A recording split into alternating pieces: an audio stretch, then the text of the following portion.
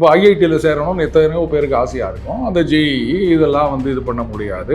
அதனால அந்த கனவு கனவாகவே போய்விடுகின்றது. அதை பற்றி யாரும் கவலைப்பட மாட்டேங்கிறீங்க. டிஎன்பிஎஸ்சிக்கு ஒரு எக்ஸாம் வச்சுக்கிறீங்க. அது வந்து 20 போஸ்ட்டுக்கு 2 லட்சம் பேர் எழுதுறாங்க அப்படின்லாம் வேற இப்போ சொல்லிட்டு இருக்காங்க. அப்போ அந்த 20 போஸ்ட் எத்தனை பேருக்கு கிடைக்கும்? 20 பேருக்கு தான் கிடைக்கும். அப்போ அந்த அரசு வேலைன்ற கனவு கனவாகவே போய்விடுகின்றது. அந்த கனவுக்கெல்லாம் யாரும் கவலைப்பட மாட்டீங்களா? நீங்க சொல்றீங்களா நீட் அப்படின்னு வச்சிருந்தனால கோச்சிங் சென்டருக்கு போய் படிக்கிறவங்க, ஸ்பெஷல் கிளாஸ் அட்டன் பண்றவங்க, இவங்களுக்கு தான் வந்து சான்ஸ் இருக்குது, ஏழை மாணவர்களுக்கு கிடைக்கல அப்படின்னு. இன்னைக்கு இந்த டிஎன்பிஎஸ்சி கோச்சிங் கொடுக்கறதுக்கு எத்தனை இன்ஸ்டியூட் இருக்குது? நீட் இருந்தாலும் நீட் இல்லாவிட்டாலும் எம்பிபிஎஸ் படிக்கிறோம்னு நினைக்கிற அத்தனை பேருக்கும் அது கிடைக்காது. 1 லட்சம் பேர் எம்பிபிஎஸ் படிக்கணும்னு நினைச்சாங்கன்னா 1000 பேருக்கு தான் கிடைக்கும். 12 லட்சம் பேர் வந்து யூபிஎஸ்சி எழுதினாங்கன்னு சொன்னா 1000 பேருக்கு தான் வேலை கிடைக்கும். அப்புறம் இதுல எங்க வந்தது கனவு நனவு அப்படின்னு கதை விட்டுனுக்கிறீங்க நீங்க? சினிமாக்காரங்க பின்னாடி ஓடாம இருந்திருந்தோம் அப்படின்னு சொன்னா நீங்க வந்து கருத்து சொல்லாம இருந்திருந்தீங்கன்னா, நீங்க போற இடத்துல எல்லாம் மைக்க தூக்கின்னு வந்து இதை பத்தி உங்க கருத்து என்ன அப்படின்னு கேட்காம இருந்திருந்தாங்கன்னா, இங்க இருக்கிற இளைஞர்கள் சிந்திக்கிற இளைஞர்களா இருந்திருப்பாங்க. சிந்திச்சிருந்தாங்கன்னா அவங்களை என்னைக்கும் தூக்கி குப்பை தொட்டியில போட்டிருப்பாங்க.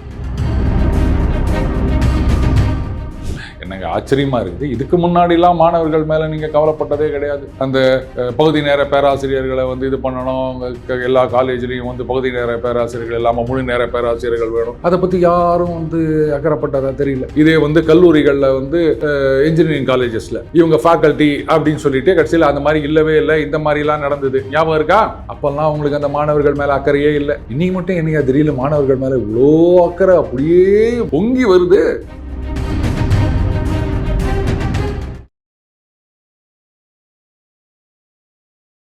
இளைய பதனைகளுக்கு வணக்கம். இன்னைக்கு நம்ம நேர்களில் நம்ம சிறப்பு விருந்தினர் ஜம்பவானுக்கெல்லாம் ஜம்பவான் அருண் சார் நினைஞ்சிருக்காரு. சார் வணக்கம் சார். ஆரம்பமே சரியில்லை. வணக்கம் விக்ரம். பட் இருந்தாலுமே இந்த நீட் சம்பந்தமா நீங்க ஃபுல்லா விலாவரியா விவரிச்சு தான் சார் ஆகணும், வழி கிடையாது. விலாவரியா சுருக்கமா ஓகே. ஏன்னா சார் இப்போ எல்லாமே ப்ரொடெஸ்ட் பண்ண ஆரம்பிச்சிட்டாங்க. கம்யூனிஸ்ட் கட்சியில் ஒரு பக்கம் அந்த பக்கம் போயிட்டு இருக்கு, நீலம் ஃபவுண்டேஷன் ஒரு பக்கம் போய்கிட்டு இருக்கு, இந்த வெற்றிமாறன் பாரஞ்சித் எல்லாருமே பேசும்போது ஒரு விஷயம் சொல்லப்படுறது என்ன அப்படின்னா, ஸோ அந்த மாதிரி நீட்டு கனவுகள் வந்து பழிக்காதனால வந்து தவறான வழிகளில் முடிவெடுக்கக்கூடிய சூழ்நிலைகள் ஏற்படுது அப்படின்ற மாதிரி விஷயங்களை பார்க்க முடியுதுன்ற மாதிரி எல்லாருமே குற்றச்சாட்டை வைக்கப்படுதே சார். ஸோ என்னதான் இதுக்கு சொல்யூஷன்? இல்லை, மருத்துவ கனவு மட்டும்தான் கனவா? விக்ரம், நீங்க டெல்லிக்கெல்லாம் போய் தங்கி ஐஏஎஸ் ஆகணும்னு ட்ரை பண்ணீங்க, என்ன ஆச்சு? அந்த சிவில் சர்வீஸ் எக்ஸாமினேஷன், அந்த எக்ஸாம் கிளியர் பண்ண முடியல உங்களால, அதனால உங்க கனவு கனவாகவே போய்விட்டது. அப்ப இந்த கனவுக்கெல்லாம் யாரும் கவலைப்பட மாட்டீங்களா? அது என்ன மருத்துவ கனவு மட்டும் உங்களுக்கு பெரிய கனவா இருக்குது? இப்போ ஐஐடியில் சேரணும்னு எத்தனையோ பேருக்கு ஆசையா இருக்கும். அந்த ஜேஇஇ இதெல்லாம் வந்து இது பண்ண முடியாது. அதனால அந்த கனவு கனவாகவே போய்விடுகின்றது. அதை பத்தி யாரும் கவலைப்பட மாட்டேங்கிறீங்க. டிஎன்பிஎஸ்சிக்கு ஒரு எக்ஸாம் வச்சுக்கிறீங்க. அது வந்து 20 போஸ்ட்டுக்கு 2 லட்சம் பேர் எழுதுறாங்க அப்படின்லாம் வேற இப்போ சொல்லிட்டு இருக்காங்க. அப்போ அந்த 20 போஸ்ட் எத்தனை பேருக்கு கிடைக்கும்? 20 பேருக்கு தான் கிடைக்கும். அப்போ அந்த அரசு வேலைன்ற கனவு கனவாகவே போய் விடுகின்றது. அந்த கனவுக்கெல்லாம் யாரும் கவலைப்பட மாட்டீங்களா? எல்லாருக்கும் ஒரு கனவு இருக்கு விக்ரம். கனவு இல்லாத மனுஷனே கிடையாது. ஆனா எல்லா கனவும் நனவாகின்றதா?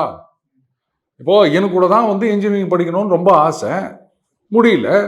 அதுக்காக எனக்கு என்ன வந்து அறிவில்லைன்னு சொல்ல முடியுமா? ஏதோ கொஞ்சம் இருக்குது.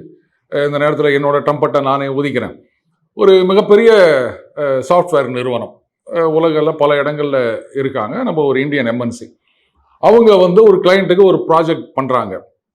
ரீட்டைல்லேருந்து மேலே மேனுஃபேக்சரிங் ஷாப் ஃப்ளோர் வரைக்கும் அதை லிங்க் பண்ணி, இங்கே ஒரு வாரம் ஸ்டாக்கு குறையும் போதே இங்கேருந்து மேலே மேலே மேலே அப்படின்னு ஆர்டர் போயிட்டு அங்கேருந்து வரும். இதுதான் அந்த ப்ராஜெக்ட். எல்லாம் பக்காவாக பண்ணிவிட்டு கிளைண்ட்டுக்கிட்ட போய் கொடுத்து டெலிவரியும் பண்ணிவிட்டு அவங்க ஒரு டெமோவும் கொடுத்துட்டு வந்துட்டாங்க. ஒரு வாரத்தில் கிளைண்ட்டு கண்ணாபின்னான்னு கத்துறான், சரிப்பட்டு வரல அப்படின்னு சொல்லிட்டு. இவங்க மறுபடியும் அதை உட்காந்து எல்லாம் டெஸ்ட் பண்ணுறாங்க, எல்லாம் கரெக்டாக தான் இருக்குது. மறுபடியும் போயிட்டு ஏதோ சும்மா பண்ணிட்டோம்னு சொல்லிட்டு போகிறாங்க. மறுபடியும் அதே ப்ராப்ளம் வருது. கிளைண்ட்டுக்கிட்டேருந்து செம பாட்டு. அந்த ப்ராஜெக்டில் இருந்த என்னுடைய ஃப்ரெண்டு ஒரே புலம்புறான், இந்த மாதிரி அப்படின்ன உடனே, சரி அது என்ன ப்ராஜெக்ட்டு, என்ன ப்ராப்ளம் வருது அப்படின்னு அப்படியே கேட்டுட்டு நான் சொன்னேன், ஓகே இந்த இடத்துல அவன் இன்புட் ஃபீட் பண்ண பிறகு இமிடியேட்டாக ஒரு சைல்டு விண்டோ ஓப்பன் பண்ணு அப்படின்னு. எதுக்குன்னா, நான் சொல்கிறேன் நீ இதை ஓப்பன் பண்ணி பாருன்னு. எனக்கு ஒரு மாதிரி புரிஞ்சிச்சு என்ன ப்ராப்ளம் அப்படின்னு. அதே மாதிரி அவனும் யோசிச்சுட்டு, இதுக்கு தானே, அதுக்கு தான், இப்போ புரியுதா பிரச்சனை எங்கேன்னு அப்படின்னா, அதே மாதிரி அந்த இடத்துல ஒரு சைல்டு விண்டோ ஓப்பன் பண்ணி வெயிட் அண்டர் ப்ராசஸ் அப்படின்ன உடனே அதே மாதிரி இம்ப்ளிமெண்ட் பண்ணாங்க. Problem over. ஸோ நானும் வந்து என்ஜினியரிங் படிச்சிருந்தேன் அப்படின்னு சொன்னால் ஏதோ சுந்தர் பிச்சை இல்லாட்டாலும் வந்து ஏதோ இங்கே இருக்கிற ஒரு அளவுக்காக நான் பெருசாக வந்திருப்பேன். என் கனவாகவே போனதுக்கு காரணம் என்ன? அந்த அளவுக்கு எனக்கு மார்க் எடுக்கலை. ஸோ அதுக்காக நான் வந்து என் கனவை நீங்கள்லாம் வந்து இது பண்ணலையே அப்படின்னு எங்கள் அப்பா அம்மாவை போட்டு போராண்டிருந்தேன் நான். எல்லாருக்கும் கனவு இருக்க தான் செய்யும். அடுத்தது நீட்டுனால அப்படின்னு சொன்னால் சரி, இப்போ நீட் இல்லைன்னா என்ன ஆகுது யோசிச்சு பாருங்க. +2 மார்க். இப்போ மறுபடியும் வரேன், எனக்கு ஏன் அந்த மார்க் கிடைக்கலன்னா, நான் கிராமப்புறத்துலேருந்து வந்த ஸ்டூடெண்ட்டு 10th வரைக்கும் தமிழ் மீடியம் படிச்சுட்டு +1 +2 இங்கிலீஷ் மீடியம் போகிறேன். ஏன்னா இன்ஜினியரிங்லாம் போனால் இங்கிலீஷில் தான் படிக்கணும், அதுக்கு வந்து +1லையாவது நம்ம அதை கற்றுக்கணும் அப்படின்றதுக்காக. எனக்கு வந்து டியூஷன் ஸ்பெஷல் கிளாஸ் இதெல்லாம் வச்சுக்க வசதி கிடையாது. இது வச்சின பசங்கள்லாம் நல்லா மார்க் வாங்கினாங்க, எனக்கு அந்த வசதி இல்லை. எங்கள் அப்பா வந்து வெறும் SSLC தான், அவருக்கு வந்து என் பாடம்லாம் சொல்லிக் கொடுக்க முடியாது. ரெண்டாவது நான் வந்து கிட்டத்தட்ட ஒரு 35 கிலோமீட்டர் 70 கிலோமீட்டர் ட்ராவல் பண்ணி ஸ்கூலுக்கு போயிட்டு வந்தவன். அதனாலையும் வந்து என்னால் ஸ்பெஷல் கிளாஸ்லாம் போக முடியல, என்னால் மார்க் எடுக்க முடியல. இன்னைக்கு நீங்கள் நீட்டை ஒழிச்சிட்டிங்கன்னா என்ன ஆகுது? இது வந்து ஒரு படமே எடுத்தார் அண்ணன் சமுத்திரக்கனி அவர்கள், ஞாபகம் இருக்கா? அந்த கோழி பண்ணைன்னு சொல்லுவாங்க. அங்கே வந்து காலையில் படிக்கணும், சாயங்காலம் டெஸ்ட் எழுதணும், காலையில் படிக்கணும், மத்தியானம் டெஸ்ட் எழுதணும். இப்படியே உருட்டி உருட்டி உருட்டி அவங்கெல்லாம் பார்த்தீங்களா, எங்கள் ஸ்கூல்லேருந்து இத்தனை பேர் மெடிக்கல் போயிருக்காங்க, இத்தனை பேர் வந்து அண்ணா யூனிவர்சிட்டி போயிருக்காங்க அப்படின்னு சொன்னதெல்லாம் நம்ம பார்த்துருக்கோம். அதுலலாம் எவ்வளோ ஃபீஸுன்னு தெரியுமா? அப்போ அந்த ஃபீஸ் கட்ட வசதி இல்லாதவங்களுக்கெல்லாம் இப்போ அந்த MBBS அண்ணா யூனிவர்சிட்டி அப்படின்றது கனவா தானே போகுது. நீங்கள் நீட்டை குறை சொல்றீங்க, நீட் இல்லாமல் +2 மார்க் அப்படின்னா அப்போ +2ல மார்க் வாங்குறதுக்கும் ஏராளமான மேனுஃபேக்சரிங் யூனிட் வச்சிருக்காங்கல்ல, அப்போ அதுக்கு என்ன சொல்ல போறீங்க நீங்க? அதனால குறை வந்து நீட்ல இல்லை, உங்க கண்ணுல இருக்கு. பட் இருந்தாலும் இந்த மாதிரி நீட் பேப்பர் லீக் ஆகிறதெல்லாம் மிகப்பெரிய தவறு தானே சார்? அப்புறம் கரெக்டுங்க, பேப்பர் லீக் அப்படின்றது நீட்டு மட்டும் இல்லை, எதுல நடந்தாலும் தவறு. TNPSல நடந்தாலும் தவறு, பஞ்சாப்ல ஃபார்மசி ஆஃபீஸர் எக்ஸாம்ல நடந்தாலும் தவறு, +2 எக்ஸாம்ல நடந்தாலும் தவறு, எங்க நடந்தாலும் தவறு, நான் இல்லைன்னு சொல்லலை. தவறு நடக்கிறது. இப்போ TNPSல கூட தான் வந்து சில வருஷங்களுக்கு முன்னாடி கொஸ்டின் பேப்பர் லீக்னு பெருசாக இது பண்ணாங்க. இப்போ அது என்ன ஆச்சுன்னு யாருக்கா தெரியுமா? அந்த கேஸ் என்ன ஸ்டேஜில் இருக்குன்னு யாருக்கா தெரியுமா? அப்போ அதில் எத்தனை பேருடைய கனவு வந்து கனவாகவே போய்விட்டது. இன்னைக்கு நீங்கள் சொல்கிறீங்களே நீட் அப்படின்னு வச்சுக்கிறதுனால கோச்சிங் சென்டருக்கு போய் படிக்கிறவங்க, ஸ்பெஷல் கிளாஸ் அட்டன் பண்ணுறவங்க, இவங்களுக்கு தான் வந்து சான்ஸ் இருக்குது, ஏழை மாணவர்களுக்கு கிடைக்கல அப்படின்னு. இன்னைக்கு அந்த TNPSC கோச்சிங் கொடுக்கறதுக்கு எத்தனை இன்ஸ்டியூட் இருக்குது? அந்த ரிசல்ட் வந்தவொடனே பார்க்குறோம்ல, எங்கள் இன்ஸ்டியூட்டில் படித்தவங்க அதை பாருங்க, டாப்பு 1வது 3வது 5வது இத்தனை இடத்துல வந்திருக்காங்க, இத்தனை பேர் பாஸ் பண்ணியிருக்காங்க, எத்தனை பேரை நம்ம பார்க்குறோம். அப்போ அதுக்கெல்லாம் என்ன சொல்லுவீங்க? அவங்களாம் என்ன இலவசமாக நினைச்சிட்டு இருக்காங்களா கோச்சிங் சென்டரு? எத்தனை கோச்சிங் சென்டர் இருக்குது? அப்போ அதுக்கு வந்து யார் பொறுப்பேற்றுக்கிறது? அதனால ஏதோ ஒரு இடத்துல வந்து நீங்கள் வந்து வடிகட்டணும். அதுக்காகத்தான் நீங்கள் TNPSC எக்ஸாம்னு ஒன்று வைக்கிறீங்க. ஏன் அது வந்து நீங்கள் +2 குவாலிஃபிகேஷன் +2 மார்க் வச்சு கொடுத்துட்டு போயிருங்களா? +2 ஒரு மார்க் தானேங்க, கவர்மெண்ட் தானங்க நடத்துது. அப்போ இந்த வேலைக்கு +2 தான் குவாலிஃபிகேஷன் அப்படின்னா அப்போ நீ +2ல எவ்வளோ மார்க் எடுத்துக்கிறியோ அதை வச்சு நாங்கள் அப்பாயின்மெண்ட் கொடுத்துட்டு போகிறோம். எதுக்கு டெஸ்ட்டு, அதுக்கு ஒரு கோச்சிங் சென்டரு, இதுக்கு லட்சக்கணக்கில் போய் எழுதணும், இந்த டென்ஷன்லாம் தேவையில்லைல்ல. அதனால சும்மா நீங்கள் உருட்டாதீங்க. இந்த நீட்டு அப்படின்றதெல்லாம் நீட்டு மட்டும் தானா? ஏன் இப்போ தமிழகத்தில் எத்தனை டீம்டு யூனிவர்சிட்டி இருக்குது இன்ஜினியரிங், அங்கெல்லாம் எக்ஸாமினேஷன் வைக்கிறது இல்லையா? அதெல்லாம் எதிர்த்து ஏன் யாரும் குரல் கொடுக்க மாட்டேங்கிறீங்க? இல்லை சார், இப்போ அந்த காம்படிட்டிவ் எக்ஸாமுக்கும் இந்த நீட்டுக்கு ஒரு டிஃப்ரென்ஸ் இருக்குன்னா, காம்படிட்டிவ் எக்ஸாமும் போது ஆல்ரெடி ஒரு டிகிரி முடிச்சுட்டு உள்ள போகிறதுனால ஓரளவுக்கு பக்குவமாக இருக்காங்க, போயிடுறாங்க. ஆனால் நீட் எக்ஸாம்ன்றது மாணவர்களுடைய வாழ்க்கை அங்கே தான் ஆரம்பிக்குது. கரெக்டுங்களா? நீங்கள் JEE எக்ஸாம்லாம் சொல்லலாம் சார், இல்லைன்னு சொல்ல. ஒருவேளை JEE கிடைக்கலாம், மற்ற ஆப்ஷன்ஸ் நிறைய இருக்கு அவங்களுக்கு. ஆனால் நீட்ன்ற ஒரு விஷயம், நீ டாக்டர் ஆகணும்னா நீ நீட் எழுதி தான் போயின்ற ஒரு ஆப்ஷன்னால ஒன்றும் பண்ண முடியாமல் போயிடல சார். இப்போ +2 முடிச்சுட்டு போறவங்க தான் டீம்டு யூனிவர்சிட்டியில் இன்ஜினியரிங்க்கு என்ட்ரன்ஸ் எக்ஸாம் எழுதுறாங்க. அவங்க வாழ்க்கையும் அங்கே தான் ஆரம்பிக்குது. இன்ஜினியரிங் கிடைக்கலன்னா அவங்களுக்கு என்ன சொல்லு? அதான் சார், 12th மார்க் வச்சு அவன் எவ்வளோ வாங்கியிருக்கானோ எத்தனை இன்ஜினியரிங் காலேஜஸ் இருக்கு சார், அவங்களுக்கு வைடு ஆப்ஷன் இருக்கு. நான் எதுக்கு நான் காசு கட்டி அந்த காலேஜில் போயிட்டு என்ட்ரன்ஸில் சேர்றேன்? அங்கே நல்லா இருக்குது இப்போ எஜுகேஷன் அப்படின்றதுக்காக தானே நான் போகிறேன். அப்போ நீ வந்து எத்தனையோ இருக்கு அங்கே போன்னு சொன்னால் இதெல்லாம் ஒரு பேச்சா இது? அடுத்தது MBBS படித்தா மட்டும்தான் லைஃபா? இது சம்மந்தமான அலைடு எத்தனை இருக்கு? சரி, நான் அப்படியே கேட்குறேன், நீட் இல்லைன்னு கூட வச்சுப்பா, நீட் எடுத்திருப்பா, +2 மார்க் வாங்கிட்டேன். அப்போ +2ல வந்து நான் MBBS கனவோட எழுதுகிற அத்தனை பேருக்கும் MBBS கிடைச்சிருதா? அவங்களாம் என்ன பண்ணுவாங்க? நானும் ட்ரை பண்ணவன் தான் சார் டாக்டருக்கும், எனக்கு கிடைக்காம போச்சு தான். சரி, எனக்கு பதில் சொல்லு. இப்போ நீட் எடுத்துருங்கப்பா, அப்போ நீட் எடுத்துட்டா +2ல மார்க் வாங்கின அத்தனை பேருக்கும் MBBS சீட்டு கிடைச்சிரும், நீங்கள் அஷூரன்ஸ் கொடுங்க. நானே வந்து நேராக இப்போவே சொந்த காசில் டிக்கெட் போயிட்டு பிரைம் மினிஸ்டர் கிட்ட போயிட்டு இது பாருங்க, நீங்கள் மட்டும் நீட் எடுத்துட்டீங்கன்னு சொன்னால் தமிழ்நாட்டில் MBBS படிக்கணும்னு சொல்லிட்டு அந்த பயாலஜி குரூப்பா அந்த குரூப் எடுக்கிற அத்தனை பேருக்கும் MBBS சீட்டு கிடைக்கும்னு சொல்லிட்டாங்க. அப்புறம் எதுக்கு நீட்டு அப்படின்னு நான் போய் கேட்குறேன். அப்போ அத்தனை பேருக்கும் கிடைக்க போறது கிடையாது. அதை ஒத்துக்கிறியா இல்லையா? நீட் இருந்தாலும் நீட் இல்லாவிட்டாலும் எம்பிபிஎஸ் படிக்கணும்னு நினைக்கிற அத்தனை பேருக்கும் அது கிடைக்காது. 1,00,000 பேர் எம்பிபிஎஸ் படிக்கணும்னு நினைச்சாங்கன்னா 1000 பேருக்கு தான் கிடைக்கும். 12 லட்சம் பேர் வந்து யூபிஎஸ்சி எழுதினாங்கன்னு சொன்னா 1000 பேருக்கு தான் வேலை கிடைக்கும். அப்புறம் இதுல எங்க வந்தது கனவு நனவு அப்படின்னு கதை விட்டுனுக்கிறீங்க நீங்க? நீட் இல்லாட்டா இதை மட்டும் எனக்கு சொல்லிடுங்க. நீட்டை நாளைக்கு எடுத்துட்டா அப்ப எம்பிபிஎஸ் டாக்டர் ஆகணும்னு நினைக்கிற அத்தனை பேருடைய கனவும் நிறைவேறிவிடும். ஒரு வார்த்தை சொல்லு விக்ரம், சொல்ல முடியுமா உன்னால? அது பாசிபிலிட்டி இல்லை சார். அப்புறம் என்ன, மூடிட்டு போ.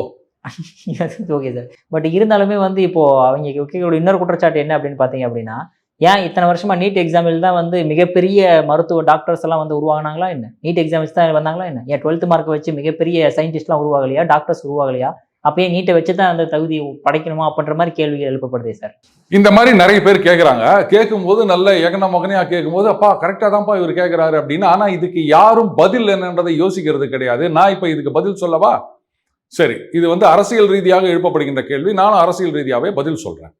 கலைஞர் அவர்கள் இருந்த வரைக்கும் 76ல் ஆட்சி போச்சு, 89ல் ஆட்சி வருது, மறுபடியும் 91ல் கலைக்கப்படுகின்றது. ஆனாலும் கட்சியை கட்டுக்கோப்பா வச்சிருந்தார்.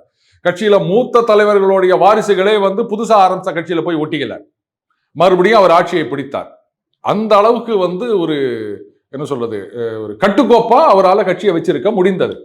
அந்த காலத்துலலாம் இந்த எலெக்ஷன் வரும்போது சீட்டு கொடுக்குறாங்கல்ல, ஒன்று கலைஞர் நேரடியாக அவருக்கு வந்து எந்த தொகுதியில் யாருன்னு ஒரு தொகுதிக்கு போறாருன்னு வச்சுக்கோங்களேன், அங்கே வந்து நிர்வாகிகள்லாம் வரான்னா, என்னப்பா கந்தசாமி உங்க அப்பா எப்படி இருக்காரு அப்படின்வாரு. அந்த அளவுக்கு பர்சனல் லெவலில் தெரிஞ்சு வச்சிருந்தார். அதே மாதிரி அவர் பார்த்து சீட்டு கொடுக்கறது. அப்படி இல்லைன்னா மாவட்ட செயலாளர்கள் அவங்களுடைய ரெக்கமெண்டேஷன். இன்னைக்கு நீங்க ஒரு ஏஜென்சி வச்சு அதெல்லாம் வந்து அவங்களுடைய பேக்ரவுண்டு, அவங்களுடைய செல்வாக்கு என்ன அப்படின்றதெல்லாம் வியூகம் அமைக்கிற ஏஜென்சி இப்போ ஏராளமான ஏஜென்சி வந்துச்சு. அவங்க ரிப்போர்ட் கொடுப்பாங்க. நீங்க போய் என்ன விற்கிறோம், ரிப்போர்ட் சரியில்லையே, உனக்கு எதிராக வந்து மக்கள் எதிர்ப்பு இருக்கிறதா சொல்றாங்க, 5 வருஷமா எம்எல்ஏவா நீ ஒன்றும் பண்ணலையா, அதனால உனக்கு சீட்டு கிடையாது அப்படின்னு நீங்க எதுவுமே பண்ணலையே. அந்த காலத்துல ஒரு பர்சனல் ரேப்போல சீட்டு கொடுத்து ஜெயிக்க வச்சாரு, கட்சியை கட்டுக்கோப்பா வச்சிருந்தாரு. இன்னைக்கு நீங்க எவ்வளவு ஏஜென்சி எல்லாம் வச்சு பண்ணிட்டு இருக்கிறீங்களா? ஏன் அன்னைக்கு மாதிரியே பண்ண வேண்டியதானே? அவ்வளவு பண்ணி இப்ப ஊத்தின்னு போட்டீங்க. முதலமைச்சரா இருந்தவரே தோத்து போட்டாரு. அப்ப நான் கேட்கலாம்ல, அன்னைக்கு ஏஜென்சி இல்லாம வந்து சீட்டு கொடுத்தீங்க, கட்சியில இருக்கவங்களுக்கு வந்து எம்எல்ஏ ஆக்கினீங்க. இன்னைக்கு ஏன் இந்த மாதிரிலாம் வியூகம் அமைப்பாளர்கள் சர்வே ஏஜென்சி வச்சு பண்ணி நிக்கிறீங்க? இதுக்கு என்ன பதில் சொல்லுங்க? அன்னைக்கு இருந்தவங்க எல்லாம் செல்வாக்கான தலைவர்களா இருந்தாங்க, கட்சியை கட்டுக்கோப்பா வச்சிருந்தாங்க. இன்னைக்கு நீங்க ஏஜென்சி சர்வே பண்ணி ஒண்ணு இல்லாம போயிடுச்சு கட்சி. இதுக்கு என்ன பதில் சொல்லுவீங்க நீங்க? சரி, இன்னொன்னு சொல்லிட்டா, இது வந்து அரசியல் ரீதியாவான பிராக்டிக்கலா சொல்றேன்.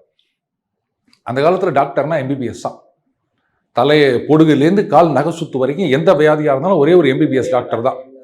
இன்னைக்கு வயிற்று வலி, அது வந்து 7B அங்கே போங்க, அதுல இடது பக்க வலினா இவரு, வலது பக்க வலினா அவரு, கையா அதுக்கு வந்து இவர்கிட்ட போ, நெஞ்சில வலியா நீ அவர்கிட்ட போ.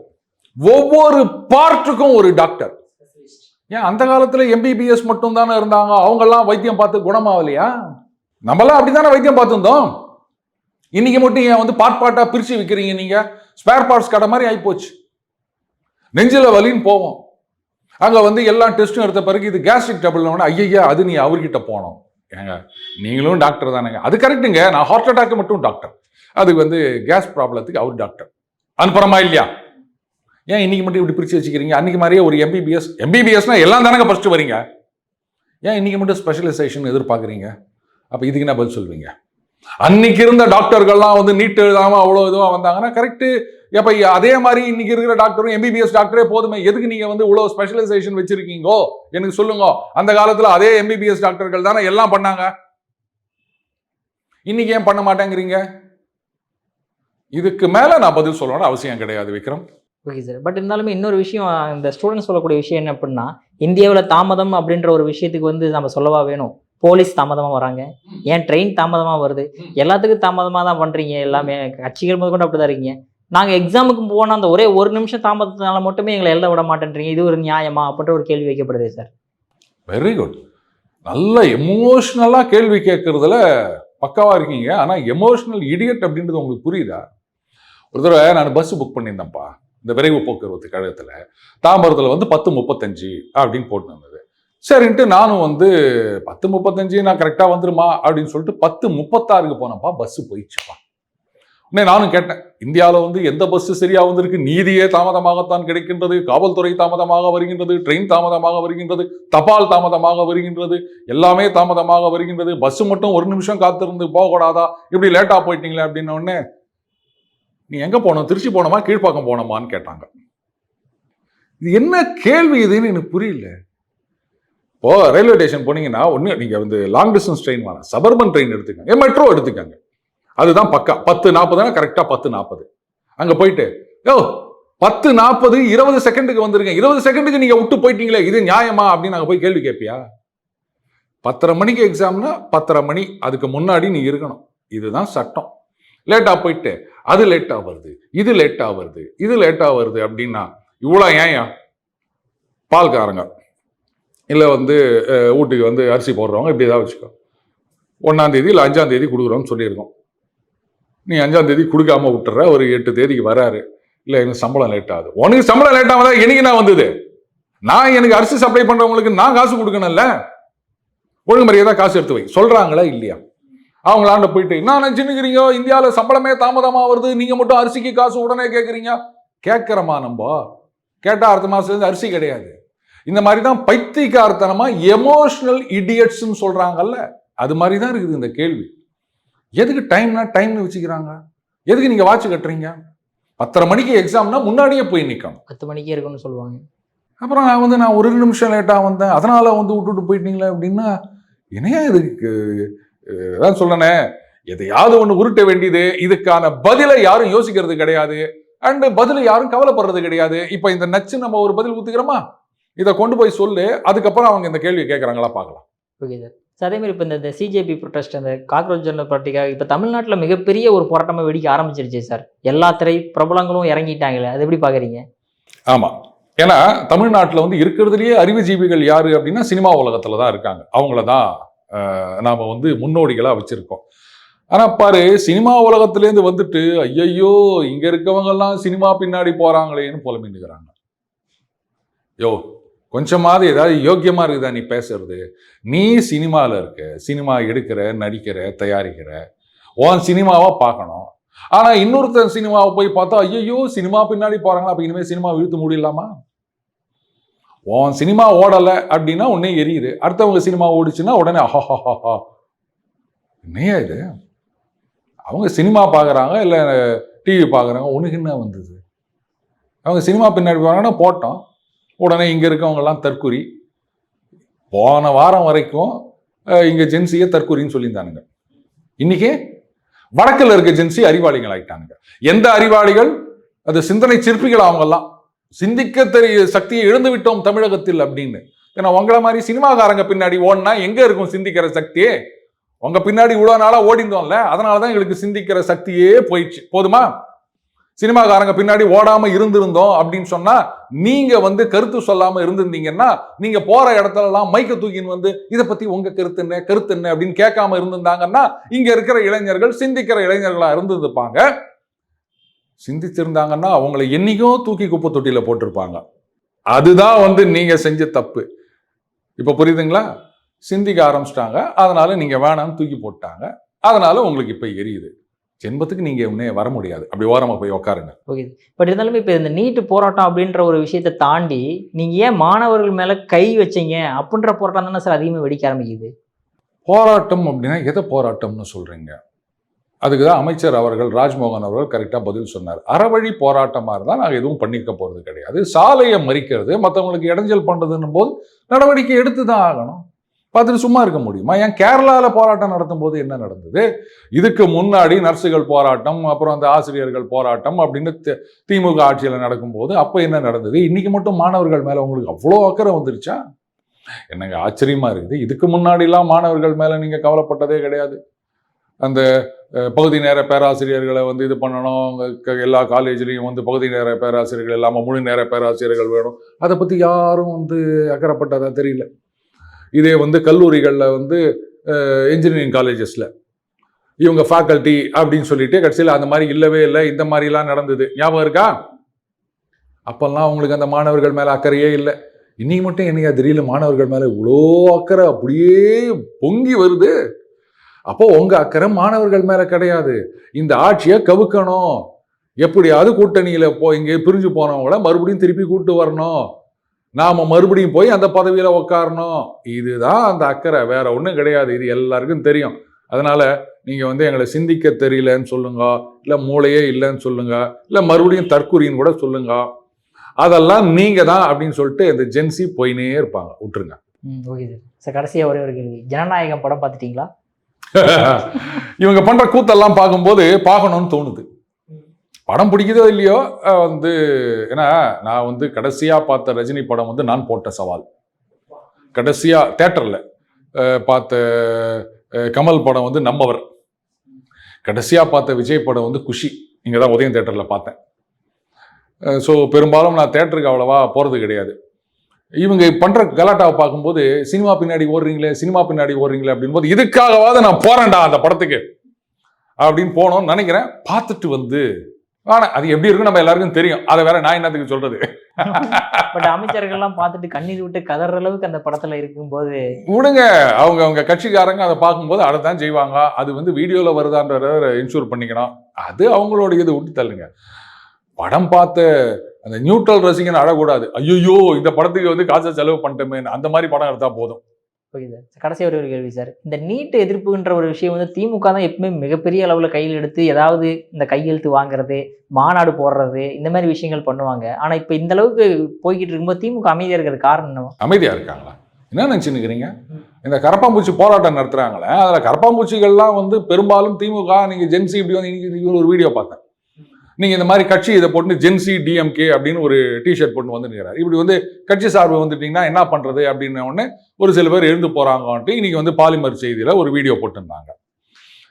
ஆனா ஒண்ணு சொல்லணும் விக்ரம், திமுகவை பொறுத்த வரைக்கும் அதாவது எல்லாருக்கும் வேலை கொடுக்க வேண்டும், இத்தனை லட்சம் வேலை கொடுக்க வேண்டும் அப்படின்லாம் சொல்லுவாங்க. நாங்க ஆட்சியில் இருக்கும்போது இவ்வளோ MOU வந்தது, இவ்வளோ லட்சம் பேருக்கு வேலை கொடுத்தோம் அப்படின்லாம் சொன்னாங்க.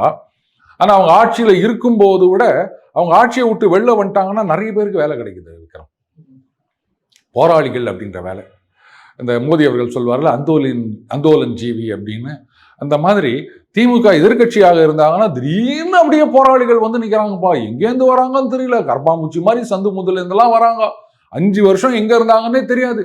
இப்ப பாத்தீங்கன்னா அப்படியே அந்த போராளிகள், நான் ஒரு போராளி அப்படின்னு கொஞ்சம் நஞ்சம் கிடையாது. இவங்கெல்லாம் அந்த 5 வருஷம் நீட் தேர்வை பத்தி எதுவுமே பேசாம இருந்தவங்க இன்னைக்கு நீட் தேர்வை பத்தி கேள்வி கேட்கறாங்க அப்படின்னு சொன்னா அப்பல இருந்து புரிய வேணாமா? உடனே ஒரு முட்டு கொடுப்பாங்க. இது பாருங்க, டெல்லியில இப்ப போராட்டம் நடக்குது. அதனுடைய எதிரொலியாக டெல்லியில நடக்கிற போராட்டம் நீட் தேர்வை எதிர்த்த போராட்டம் கிடையாது. அப்படி சொன்னீங்கன்னா நீங்க எல்லாம் சரியான விளக்கண்ணீங்கன்னு தான் நான் சொல்லுவேன். விளக்கண்ணிய தப்பா சொல்லாதீங்க. பட் எங்க பாட்டி என்ன அப்படித்தான் திட்டுவாங்க. அந்த மாதிரி அங்க இந்த முறைகேடை எதிர்த்த போராட்டம் தானே தவிர நீட் தேர்வை எதிர்த்த போராட்டம் கிடையாது. நீங்க கரப்பாம்பூச்சின்னு சொல்லிங்கன்னு அவங்க ஒரு போராட்டம் நடத்துறாங்க, அதுக்கு மாறா நீங்க ஒரு போராட்டம் நடத்தீங்கன்னு நாங்களும் கரப்பாம்பூச்சின்னு சொன்னீங்கன்னா இதை எப்படி ஏத்துக்க முடியும்? அப்போ இவங்களுடைய நோக்கம் தாவேக ஆட்சியை அகற்ற வேண்டும், நாங்க மறுபடியும் பதவியில உட்கார வேண்டும். அதுக்கு நீங்க வேலைக்கு ஆக மாட்டேன், போயிட்டு வா. Okay sir. உங்க அற்புதமான கருத்துக்களை இளைஞரிடம் பார்த்ததற்கு மிக்க நன்றி சார். நன்றி விக்ரம்.